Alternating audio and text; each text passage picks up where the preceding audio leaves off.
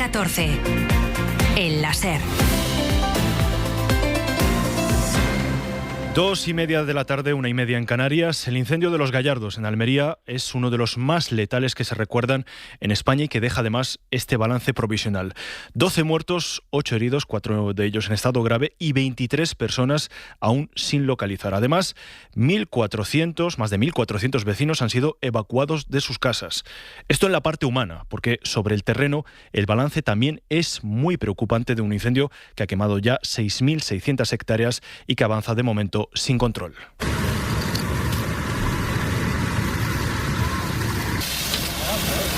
Y son más de 24 horas las que llevan trabajando los efectivos desplegados. Más de 500 efectivos intentan a esta hora sobre el terreno apagar las llamas. Y es allí, sobre el terreno, precisamente cerca donde está nuestro compañero, el enviado especial de la SER, Javier Ruiz Martínez. ¿Qué tal? Buenas tardes. ¿Qué tal, Sohai? Buenas tardes. En Los Gallardos es en una de las carreteras que se han cortado el tráfico. Estás ahora mismo. Descríbenos, Javier, desde ese punto en el que estás, lo más cerca del fuego que se puede, la situación. Pues al fondo, más de 6.000 hectáreas quemadas, como una alfombra de muerte que se ha comido árboles y lomas de esparto. El monte se cuidaba más antes, dice este vecino desalojado de Bedar. Tenía que proteger el campo, me parece a mí. Hacer cortafuegos, esto es horrible. Usted había ganado y se limpiaba el campo, ahora no se limpia. Entonces, pues mire, lo que ha pasado. Eso es imparable, no han podido pararlo. 24 horas después siguen sin poder pararlo, los medios de extinción y los aviones lo están intentando y ya no nos defendemos contra el fuego, sino que lo atacamos, ha dicho el consejero Antonio Sainz. Pero el daño ya está hecho, la tierra yerma y las casas arrasadas, todavía no tenemos número de cuántas han sido destruidas, ya son un hecho. Y decíamos, Javier, que ha sido una noche complicada, con cientos de efectivos intentando contener el fuego. Complicado de momento por la situación del terreno. Sí, y también por el viento. La noche ha sido para los medios terrestres, a los que hemos visto de madrugada, refrescando ellos solos las zonas de cortafuegos con mangueras, mientras ardían algunas zonas altas con forma de escalón rojo muy luminoso. Vemos ahora a los hidroaviones en formación, sobrevolando sobre todo Bedar, lanzando descargas, también los helicópteros y todos los medios que están trabajando, a los que no vemos porque están en una parte baja del monte ahora mismo, en la máxima coordinación, ha dicho el ministro Bolaños, que ha estado hoy aquí. La cooperación con las autoridades de la Junta está siendo extraordinaria. Creo que estamos trabajando de la mano. Aquí a mi espalda está el consejero de la presidencia, vicepresidente primero del Gobierno andaluz y también consejero responsable de las emergencias. Hemos puesto todos los medios a disposición del incendio, tanto los estatales como los autonómicos, insisto, también los provinciales y los municipales. Y estamos aquí en la sede de los bomberos del Levante de Almería. Sintonía entre las administraciones. Había buena previsión para la mañana. Durante la mañana ha habido una ventana de oportunidad, nos dicen los medios de extinción, porque había parado el viento, se había podido atacar el fuego, pero ahora, como te estaba contando en la portada, ha vuelto ese viento que puede actuar otra vez de fuelle. Pues nos escucha hasta ahora el delegado de la EMET en Andalucía, Juan de Dios del Pino. ¿Qué tal? Muy buenas tardes. Hola, buenas tardes. ¿Cuál es la previsión meteorológica de las próximas horas en la zona de Los Gallardos? Bueno, la previsión es bastante más favorable de la que hemos tenido en estos días, ¿no? Ese viento que entró de poniente, ¿no? Que acabó con la ola de calor, que trajo viento húmedo y más fresco, ¿no? A toda Andalucía. Pues bueno, cuando llegó a las cordilleras béticas, pues se cambió por completo, ¿no? Evaporó, digamos, condensó, digamos, parte del vapor de agua que tenía y eso le dio, digamos, más energía, más velocidad y por supuesto también se calentó, ¿no? Llegó, digamos, con unas características que ya las va perdiendo, ¿no? Ya ha girado el viento y en esa zona no tenemos viento de poniente, sino que empezamos a tener viento de levante y ese viento de levante es menos intenso y también, sobre todo, es también bastante más húmedo, ¿no? Entonces, para hoy se prevé en las horas centrales del día, quizás las peores, ¿no? Un viento que puede estar en torno a los 20 kilómetros por hora y una racha entre 30 y 35 kilómetros por hora, ¿no? Muy diferente a lo que hemos tenido en días anteriores. Luego ya por la tarde-noche, cuando oscurezca, pues el viento prácticamente pues se encalma, no tiene una dirección definida.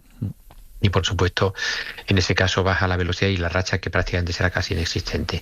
Y ya mañana pues habrá una réplica de lo que ha pasado hoy, ¿no? En las horas centrales del día volverá a acelerarse ese viento un poquito menos que hoy y seguirá también soplando de levante, como ya he dicho, en esas características de de más o menos un viento medio en torno a los 20 kilómetros por hora y unas rachas un poquito 10 kilómetros más, o sea, unos 30 kilómetros por hora. Y en esta zona donde la orografía es complicada, el relieve de la Tierra allí está poniendo en dificultades las tareas de extinción y a ello se suman las condiciones climatológicas. ¿Diría usted que el clima es ahora mismo lo que más está complicando la evolución del fuego o hay otros factores como la orografía en este caso?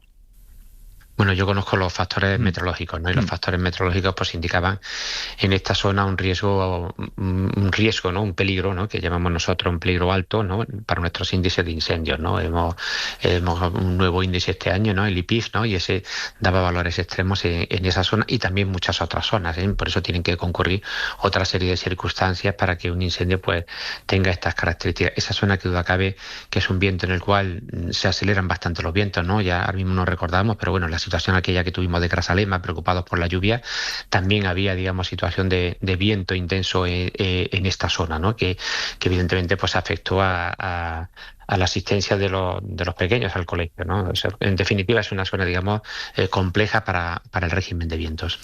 Juan de Dios del Pino, delegado de la EMET en Andalucía, Ceuta y Melilla. Gracias por atendernos en Hora 14. Buena tarde. Muchísimas gracias, un placer. Y toda esta información de servicio, es crucial, sobre todo por el factor humano, porque ahora en medio de esta tragedia el incendio ha obligado a desalojar a más de 1.000 vecinos de sus casas y a confinar a otro millar. Javier Ruiz Martínez, nuestro enviado especial que sigue por aquí con nosotros. Tú has hablado, Javier, con esas personas. ¿Cómo están viviendo estas horas más críticas? Pues es una mezcla de cabreo y tristeza. Tristeza por los vecinos muertos, sobre todo. Nadie quiere hablar de ellos. Muchos los conocían, algunos los saludaban solo con la mano de vista, pero en fin, son personas que han muerto, que vivían en las casas de al lado, me decía uno de los vecinos que no ha querido hablar. Tristeza por eso y también por la panorámica negra de la zona de Bédar que te contaba antes, y también porque esto parece ya, estos veranos tan largos, inevitable. Con el cambio climático nos metemos en 40 grados como tal cosa. Y yo me acuerdo hace 50 años que estábamos yendo al tomate y hacían 2 días de vendaval, pero es que este año ya es que ya es un continuo.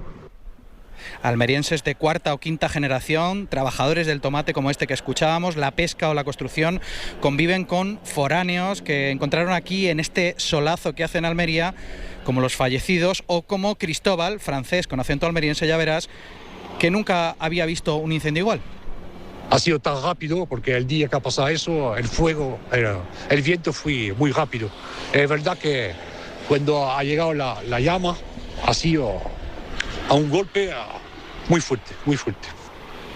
Te decía que casi ningún vecino habla de los fallecidos, muchos los conocían. Este es de Bédar, es uno de los desalojados, refugiado con la familia aquí en Los Gallardos, y los conocía. Y muchos extranjeros fueron a su casa a decir que abandonen y no quisieron abandonar la casa. Yo quiero estar en mi casa y ya no hay, yo creo que no haya peligro ya ahí en la carretera. Pedro quiere volver, pero de momento la Guardia Civil sigue aquí apostada. No se puede entrar en Bédar, estamos a 5 kilómetros, no se puede volver a la zona del incendio. Javier, gracias, te seguimos escuchando a lo largo de este fin de semana. Un abrazo. Un saludo, hasta luego.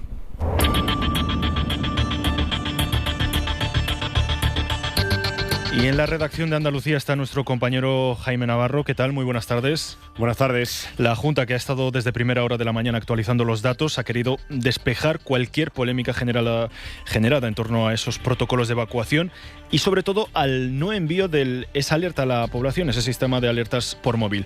El gobierno de Juanma Moreno quiere dejar claro que es una decisión correcta, la defiende y que responde a criterios técnicos. Y quienes la cuestionan, añaden, no tienen ni idea. Sí, así es. Su hombre fuerte, el vicepresidente primero, Antonio Sanz, ha defendido que los protocolos de protección civil solo se activan bajo un riguroso análisis técnico de los expertos en extinción. Una herramienta que no discrimina por calles o pedanías, dice, habría mezclado órdenes contradictorias de confinamiento y evacuación, multiplicando el riesgo de colapso en las carreteras. El fin último de estos sistemas, recuerda la Junta, es salvar vidas y no generar un pánico innecesario en municipios que estaban a salvo de las llamas. Antonio Sanz. Que esto no tiene criterio, más allá de criterios técnicos, pero sobre todo asegurar que el mensaje que se traslada salvaba vidas y lo que hubiera provocado el S-Alert, salvo quienes no tienen ni idea de cómo es el S-Alert, es todavía más daño a la población, porque hubiéramos trasladado mensajes confusos. La Junta ha pedido aparcar los reproches cruzados entre administraciones para centrar todos los esfuerzos humanos en la atención a los afectados y en las labores forenses. Jaime, gracias. A vosotros.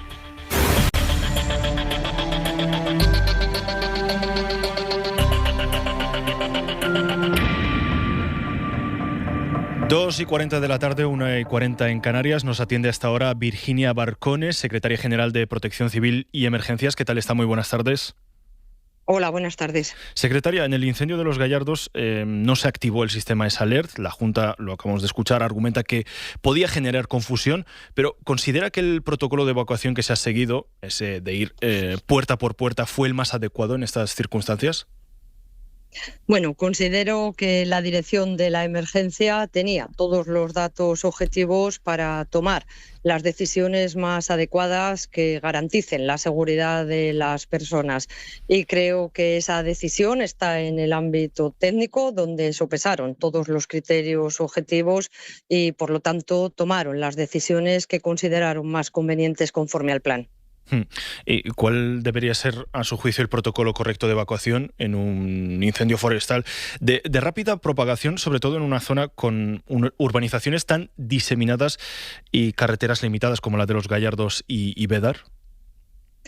Bueno, pues por eso precisamente considero que la dirección de la emergencia tenía todos esos criterios objetivos, toda la información para poder ir en los distintos núcleos de población, en esas edificaciones aisladas, tomando las medidas oportunas, que no tienen por qué ser globales cuando hay un perímetro tan amplio, sino que tienen que ser específicas para garantizar la seguridad de las personas, dar las instrucciones oportunas y el resto de intervinientes ejecutarlas conforme han sido determinadas por quien está dirigiendo la emergencia. Y, secretaria, ¿hay margen para mejorar la coordinación entre alertas masivas, avisos locales y evacuaciones físicas?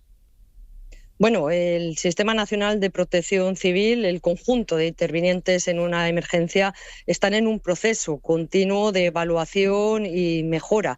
Esta es una perspectiva que ante cualquier emergencia siempre se tiene en el conjunto del sistema, ir aprendiendo de todo lo que ocurre para la mejor toma de decisiones, lo que no presupone que se hayan tomado decisiones incorrectas, sino esa vocación de continua mejora, y más cuando nos estamos enfrentando a una emergencia climática que nos trae riesgos extremos, que trae, en el caso de los incendios, comportamientos hasta ahora desconocidos para los intervinientes, para quien está dirigiendo la emergencia. En este incendio en concreto hay algo que tenemos que analizar una vez finalizado con todos los procedimientos técnicos, y es la velocidad de la propagación del incendio, muy superior a la propia velocidad del viento.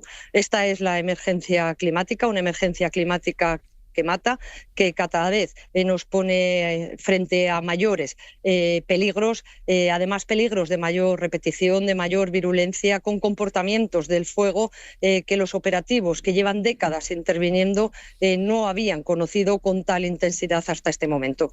Esto ha ocurrido en la zona de Los Gallardos, en Almería, donde casi el 40% de la población es extranjera, principalmente británica, y viendo que la mayoría de las víctimas mortales eran residentes extranjeros que huían en coche o a pie.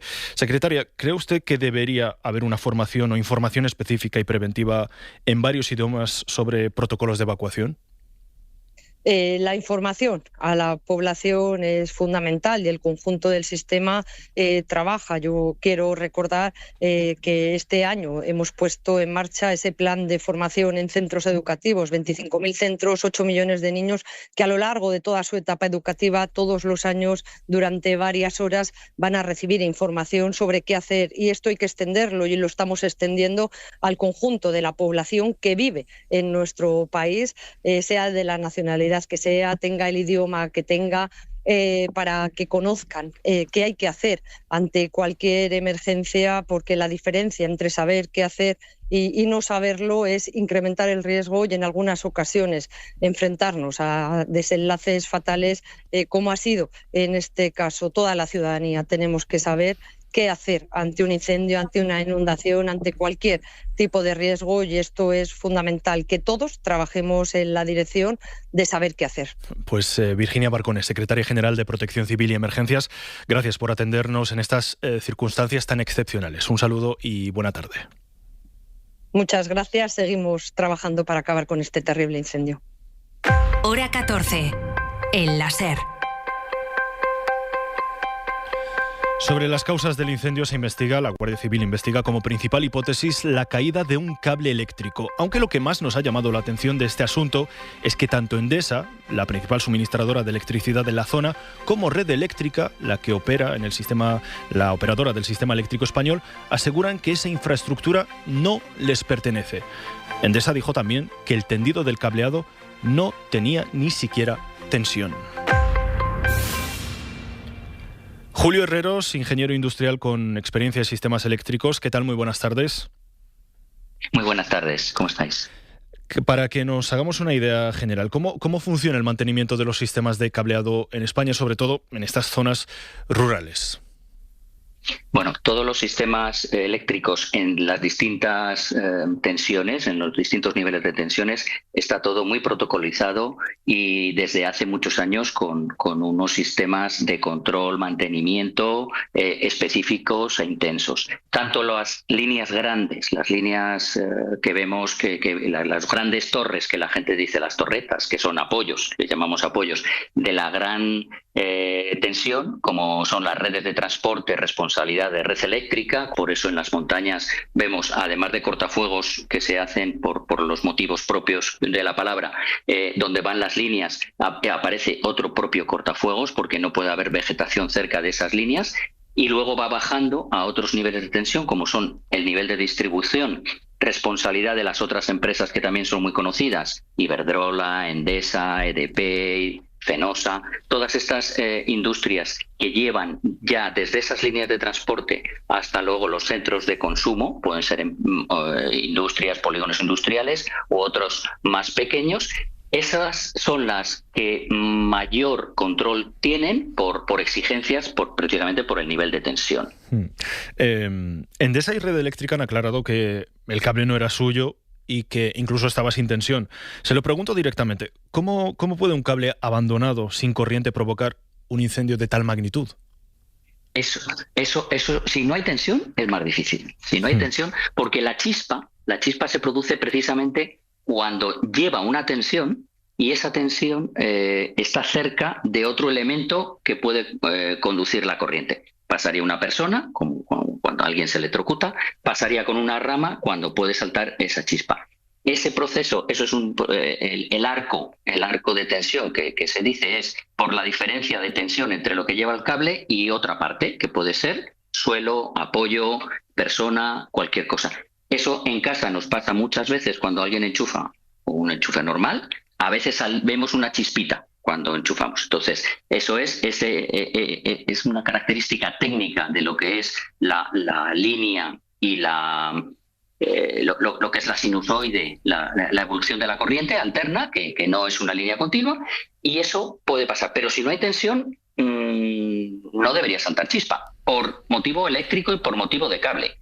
Pueden saltar chispas pues por otros tipos, por otros modelos, una lupa, cristal, efecto lupa, etcétera, etcétera, etcétera, pero no por tensión. Si no hay tensión, la parte eléctrica, difícil que salte chispa. ¿Y qué cree que ha podido fallar en este caso? Bueno, en este caso lo dirán evidentemente la investigación, pero si es verdad y confirman los responsables, como bien decía, de Endesa y de Red Eléctrica, que estaba un cable aislado, la única cuestión para que fuese cuestión eléctrica es que quedase alguna carga residual por algún condensador, pero otra parte del sistema eléctrico, pero que cuando se aísla, si está sin tensión, lo podemos tocar cualquier persona. Van a tener que entonces investigar más si es verdad que eso estaba sin tensión. Eso es lo que hay que ver. Porque es verdad que también se queda sin tensión en cuanto salta un cortocircuito. Yo creo que por ahí tendrían que y lo harán así seguramente. Pues Julio Herreros, ingeniero industrial con experiencia en sistemas eléctricos. Muchas gracias por estar aquí en Hora 14. Un saludo. Muchas gracias a todos y un saludo a la gente que está apoyando allí, las condolencias con las víctimas y sus familiares, por supuesto. Muchas gracias. Hasta luego. Y en un minuto vamos con el Mundial.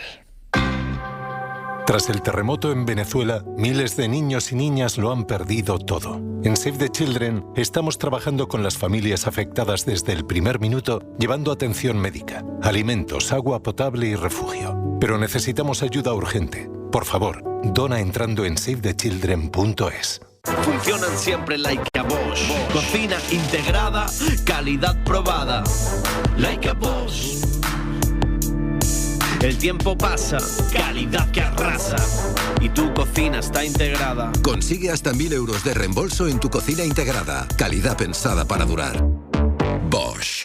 Llegan las segundas rebajas del Corte Inglés. Descubre un 20% de descuento adicional en moda, lencería, zapatería y accesorios. Camisas muy frescas, vestidos, sandalias. Tenemos lo mejor de la temporada. 20% de descuento adicional en las segundas rebajas del Corte Inglés. Hasta el 29 de julio en tienda web y app.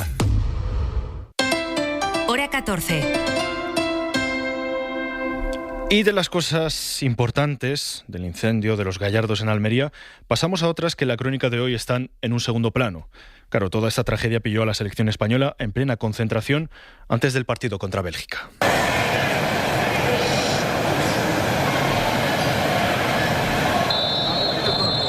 Bueno, pues así se vivió el minuto de silencio en el estadio de Los Ángeles, en Estados Unidos, para rendir homenaje a las víctimas de la tragedia de los Gallardos.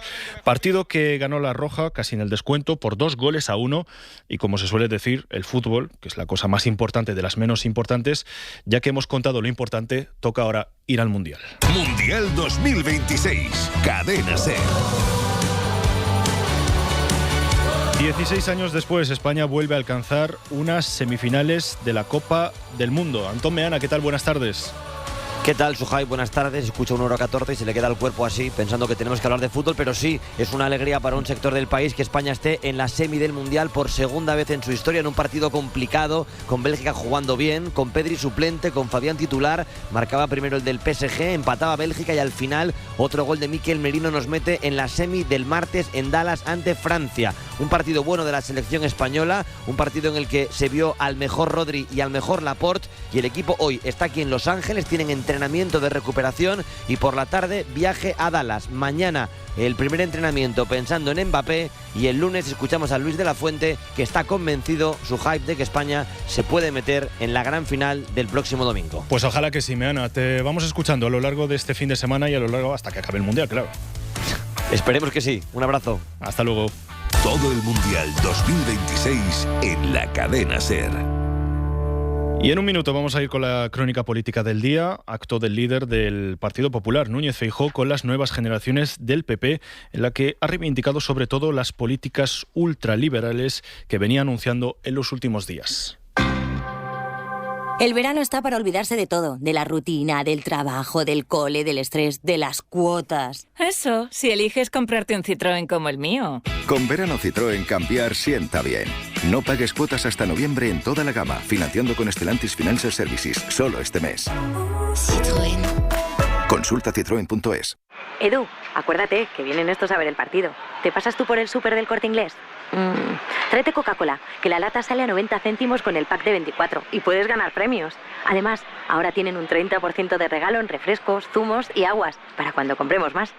Supercor, Hipercor y Supermercado El Corte Inglés. ¿Qué necesitas hoy? En tienda web y app. Hora 14. Alberto Núñez Feijóo no da marcha atrás y se reivindican todas sus afirmaciones sobre las bajas laborales, a las que se refirió como un cáncer, de la ley que concede la nacionalidad a los descendientes de exiliados españoles, que dijo que era ingeniería electoral, y a la ley de concebidos no nacidos. Hoy, en un acto de las nuevas generaciones del PP, nuevas generaciones a las que, por cierto, triunfa la línea más ultraliberal, al estilo Ayuso, Feijóo ha sacado pecho por esa batalla ideológica, terreno, por cierto, en el que compite con la extrema derecha de Vox. Siguiendo ese acto ha estado nuestra compañera Adriana Jordán. ¿Qué tal? Buenas tardes. Hola, Sohaib. Buenas tardes. Eso es, tras 3 días de silencio, Feijóo tenía ganas de reivindicarse ante su cúpula y los jóvenes de nuevas generaciones del PP. Saca pecho sobre sus polémicas declaraciones, sobre la ley de nietos, la ley del concebido no nacido y la última, las bajas y el absentismo laboral. ¿Sabéis lo que os digo? Que me da igual. Porque yo estoy aquí para dar debates valientes y para dejar un país mejor para los jóvenes como vosotros. Defendía ante los suyos que va a implantar la ley del concebido no nacido si llega al gobierno, o ha insistido en sus dudas sobre las nacionalizaciones de familiares víctimas del franquismo, porque dice que no se fía de un Pedro Sánchez bajo sospecha por las primarias del PSOE. Feijóo también ha reivindicado su postura y de paso la ha matizado más sobre cómo afrontar el absentismo laboral. Y me han criticado desde la izquierda y desde algunos sindicatos por pedir que los autónomos y los emprendedores no tengan que pagar de su bolsillo la caradura de unos pocos, ni tampoco los trabajadores honrados tengan que cubrir ese vacío. Me da igual. Palabras de Feijóo en las que sube el tono ante la nueva cúpula de la cantera de los jóvenes del PP, Nuevas Generaciones. La presidencia la asume a partir de hoy Ignacio Dancausa, que ha crecido bajo la tutela de Ayuso y el PP de Madrid, el ala dura del Partido Popular. El Partido Popular, que ha entrado en modo campaña anunciando las medidas que pondrán en marcha una vez lleguen a la Moncloa, si es que llegan al final a la Moncloa. Esta semana hemos sabido que el PP de Núñez Feijóo pretende acometer un tijeretazo importante a los derechos sociales. Esto es recortar los ingresos a las personas que están de baja médica, una propuesta ultraliberal que Feijóo quiere implantar, como decimos, cuando llegue al poder.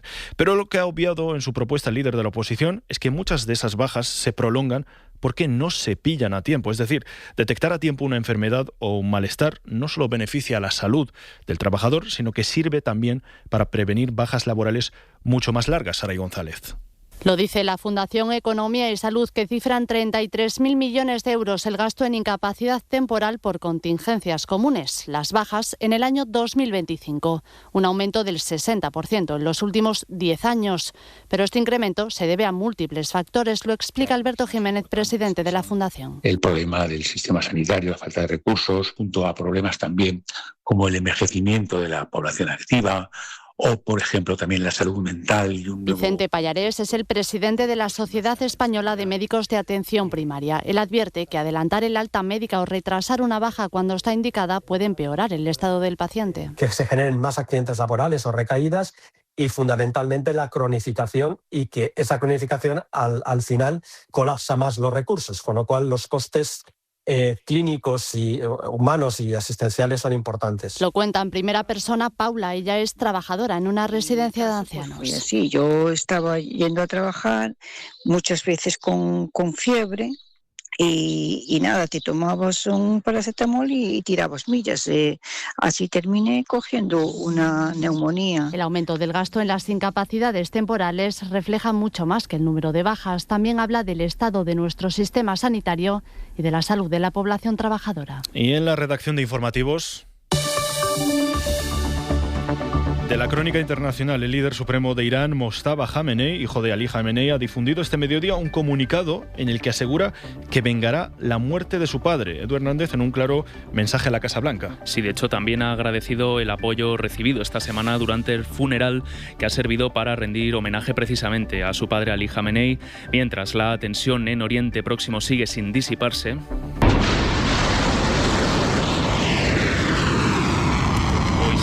De hecho, hasta Oman, el ministro de Asuntos Exteriores iraní para desbloquear las negociaciones sobre el estrecho de Hormuz, cuyo tráfico sigue comprometido. Y además, Edu, el gobierno de Venezuela ha actualizado el balance de muertos por la tragedia de los terremotos de hace unas semanas. Son más de 4.000 los muertos, es decir, un centenar más que en el anterior balance. Sí, de hecho son concretamente 4.118 víctimas mortales.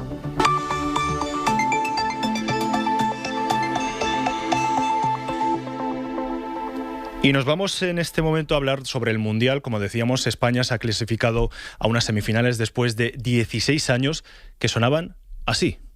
Han pasado 16 años del gol más celebrado del fútbol español, 16 años desde aquella noche en Johannesburgo en la que España tocó el cielo. Desde el gol de Iniesta, que le valió a la Roja de Del Bosque el título, han pasado muchas cosas. Sonaba el Waka Waka de Shakira. Y aún no conocíamos Instagram ni WhatsApp y escuchábamos música en MP3. Ha cambiado la selección y también ha cambiado la historia. Desde entonces España ha cambiado de rey, han pasado 3 presidentes, la Iglesia ha tenido 3 papas, Trump llegó a la Casa Blanca, se fue y volvió, vivimos una pandemia, una erupción volcánica y una revolución tecnológica que de aquella se empezaba a asomar. Han pasado muchas cosas, pero lo que no pasa es el tiempo por una narración que muchos son capaces de repetir de memoria. Muchos de los niños que celebraron aquel gol hoy trabajan y pagan alquiler, pero recuerdan perfectamente el beso de Casillas y Carbonero o la estrella actual de la selección, Lamine Yamal, que aún no había cumplido 3 años. 16 años después, Shakira sigue poniendo la banda sonora y esta selección mantiene vivo el sueño. Ya está en semifinales y vuelve a ilusionar a un país que sabe perfectamente cómo se siente ganar un mundial. Así nos vamos, que tengan un feliz sábado.